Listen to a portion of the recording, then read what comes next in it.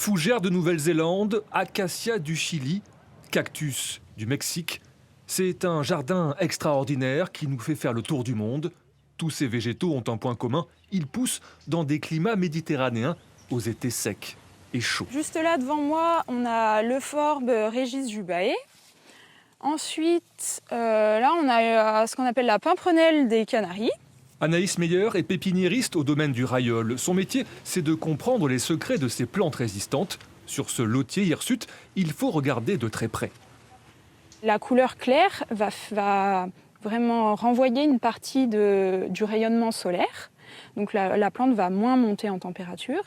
Et les petits poils vont également participer à ça. Et puis aussi vont retenir le peu d'humidité qui va se déposer la nuit.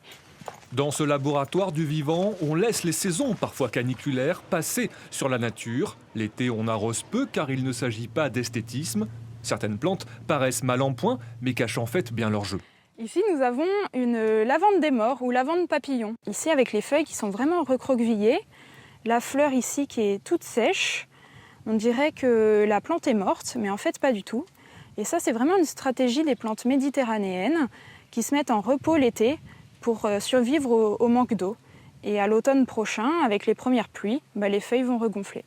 La nature résiste même aux incendies. Cet arbre est un rince-bouteille australien. Quand il meurt, brûlé, ses fruits s'ouvrent et libèrent des graines qui tombent sur le sol et un nouvel arbre repousse. De trouver des végétaux qui vont être adaptés aux conditions climatiques futures. Ça, c'est effectivement un travail qu'on a ici, qui est vraiment très très important.